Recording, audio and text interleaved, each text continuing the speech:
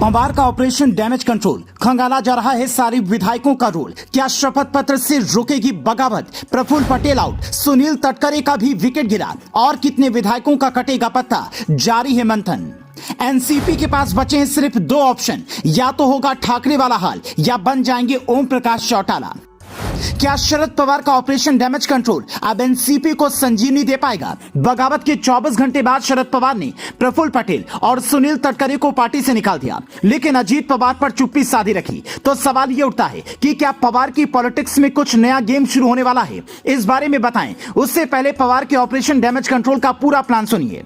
Plan के मुताबिक हर विधायक से शपथ पत्र भरवाया जा रहा है। उनसे इस बात की गारंटी ली जा रही है कि आप हमारे साथ हैं और किसी भी तरह के बहकावे या बहाने से पार्टी छोड़कर नहीं जाएंगे। 53 में से 30 विधायक अजीत पवार के साथ बगावत कर चुके हैं। ऐसे में बाकी बचे 23 को बचाने पर पवार ने पहले ध्यान दिया, क्योंकि पवार जानते हैं कि अब उनके पास दो ही ऑप्शन बचे हैं।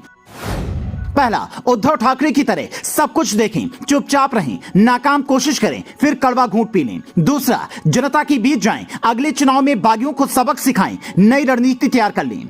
हालांकि पहले ऑप्शन पर पवार नहीं जाना चाहेंगे, क्योंकि वो जानते हैं इसका अंजाम क्या होगा। बेटी सुप्रिया सुले को जिस हिसाब से वो आगे बढ़ा रहे थे, उससे यही लग रहा था कि महाराष्ट्र की सियासत में वो अपनी पकड़ को उम्र के इस पड़ाव में भी कम होने नहीं देना चाहते हैं। पर भतीजे ने जब गेम खेल दिया, तब उसे जवाब देने का कोई ना कोई तरीका जरूर तलाशेंगे। हालांकि एक संभावना यह भी है कि शरद पवार की पार्टी एनसीपी का हाल हरियाणा के इनेलो की तरह हो जाए, जो कभी प्रदेश में राज करती थी और आज उनके पास सिर्फ एक विधायक बचा है। एलनाबाद से ओपी चौटाला के बेटे अभय चौटाला ही बस अकेले इनेलो के विधायक हैं। अक्सर पुरानी क्षेत्रीय पार्टियां टूट के बाद बिखर जाती हैं। हरियाणा में अब इनेलो टूटी और नई पार्टी जेजेपी बनी, तो जेजेपी के विधायक सरकार में आ गए और इनेलो का क्रेज कम हो गया। महाराष्ट्र में जब शिवसेना टूटी और शिंदे गुट के विधायकों ने दावा ठोका, तो सरकार भी बनाई और शिवसेना का असली नाम और चुनाव चिन्ह भी मिला।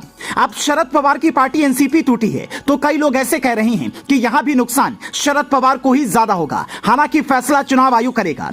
शरद पवार जैसे मंजे हुए नेता इस बात को अच्छी तरह से जानते हैं कि बगावत को कंट्रोल कैसे करना है, सियासत में कब किसका कैसे इस्तेमाल करना है। शायद वो चाहते हैं कि अजीत पवार फिर से वापस एनसीपी में आ जाएं और सब कुछ नॉर्मल हो जाए। इसीलिए इतना कुछ होने के बावजूद भी अजीत पवार के सवाल पर यह कह दिया कि वो परिवार के सदस्य हैं। तो क्या शरद पवार अपने भतीजे के लिए ऐसे शब्द का इस्तेमाल कर ये दिखाना चाहते हैं कि उन्हें भले ही सियासी नुकसान किया है, पर परिवार में नाराजगी नहीं रहेगी? या फिर ये चाहते हैं कि फैमिली मेंबर बताकर किसी तरह समझाया बुझाया जाए? अजीत पवार का इतिहास यह कहता है कि अब तक वो 5 बार डिप्टी सीएम बन चुके हैं और पिछली बार जब डिप्टी सीएम बने थे, तब भी उन्होंने पार्टी से बगावत कर बीजेपी को सपोर्ट किया था।